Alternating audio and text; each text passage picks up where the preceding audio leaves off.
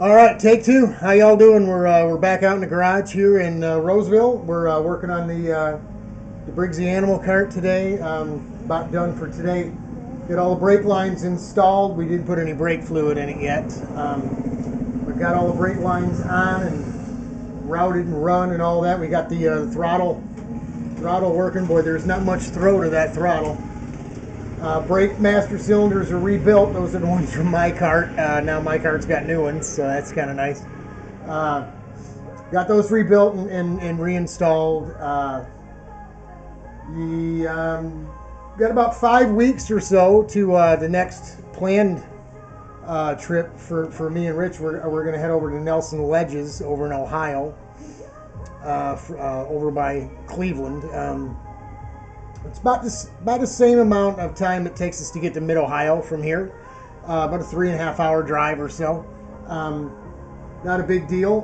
We'll get over there. It's a 3-day weekend. They have a Friday practice, so we'll probably get over there and give Rich some time to get the cart broke in, and find his way out and about and around this thing. And hopefully by then we'll have all the body work done. The little nose piece and the sides will be done, the rear end stuff done.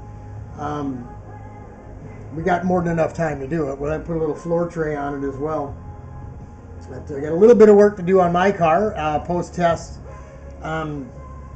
Really inconclusive, the water temperature deal. We do know at this point that adding that cardboard, Bob, really it didn't help. I'm not sure it hurt a whole bunch. Looking at the max numbers afterwards per lap, it was actually a little elevated with the cardboard on, about 5 degrees or so more than the max numbers the run right before that. So we'll do without the boxing the back of it in. We're gonna play around with it a little bit back there, but we'll bring you some of that when we get to it. We're talking to Micron about the problem we had with the numbers. On the gas, down the straightaways, 6 gear, say 150 F on water, 152, 156. Down the straightaway it would drop in 6 gear just a little bit from the air rushing through, I guess. We lose about 3-4 degrees maybe by the time we were ready to lift off the gas at the end of the straightaway as fast as we were going.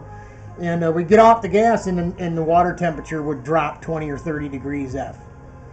So it acted almost like exhaust temperature. It reacted that quick. And we know that those probes are not that sensitive. It's more reactive like a head temperature or spark plug temperature.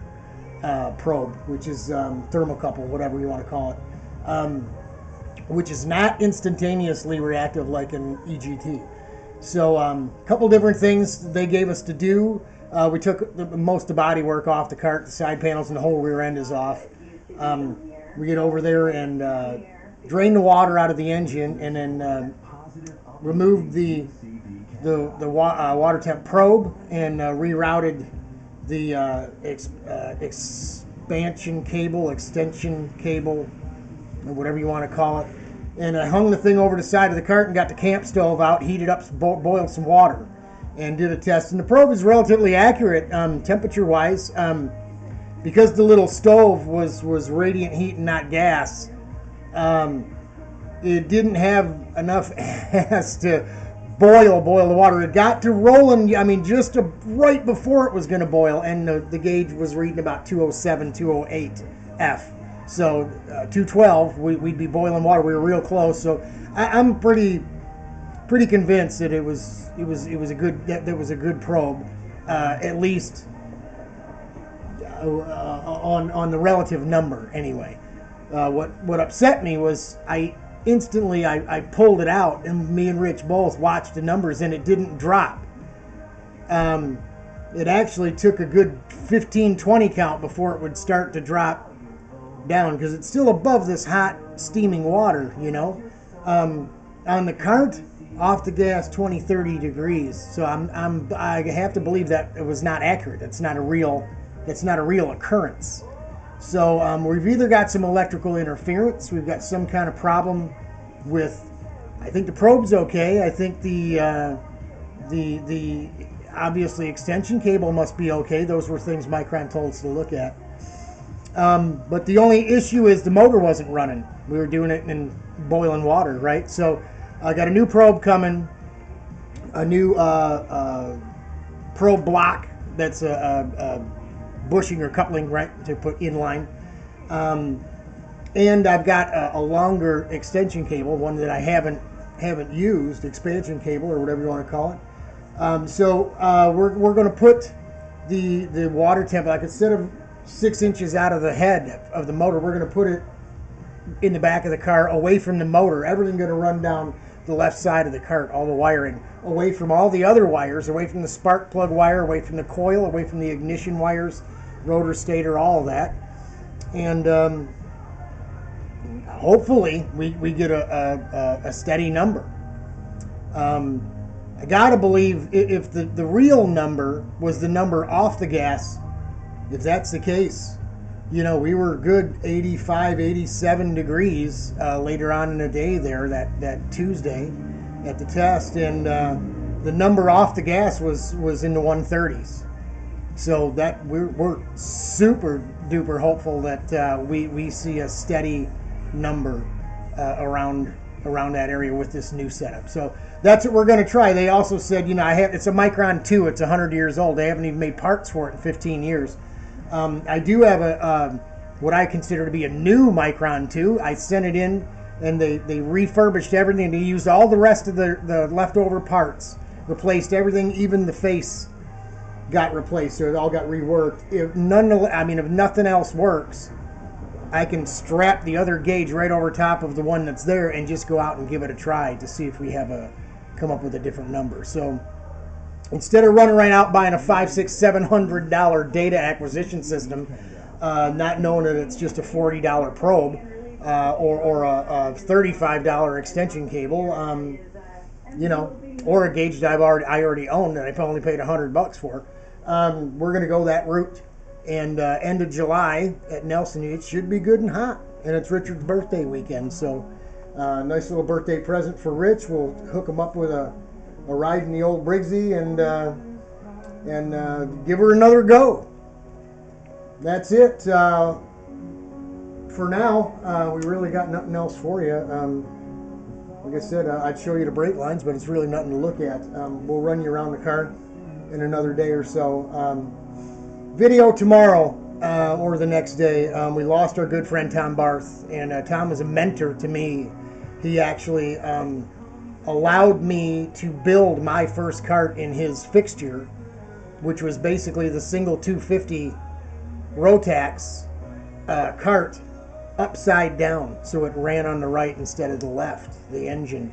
And in exchange for him allowing me, you know, providing me the tubing and notching and all that stuff, and me, you know, him running me through it and building this cart, I painted a bunch of body work for him, a bunch of chassis, carts that he built and sold, and it was a great trade. It was a fantastic time.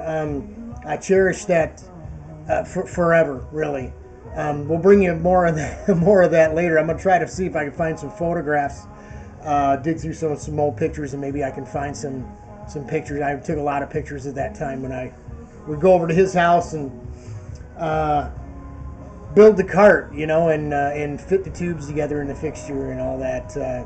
We got poo-pooed from his son Mark back then. He didn't think it was going to work. We're building the cart upside down.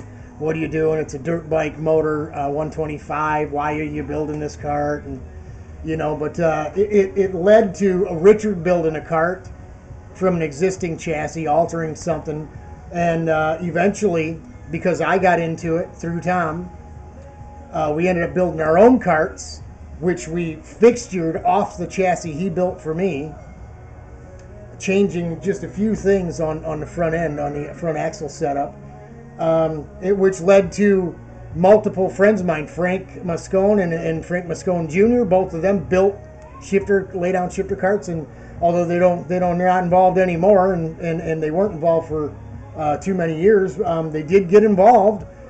So Tom's touch, reach, connection, like anything else in this world, it moved. It moved through people and beyond people, and it's just a wonderful thing. I've got a lot of fond memories of Tom, some zany times. So we'll bring you some more of that. We're gonna go and honor him tomorrow at the Great Lakes National Cemetery up in Holly. Tomorrow, Holly, Michigan. It's a little up north from here, but an hour or so drive.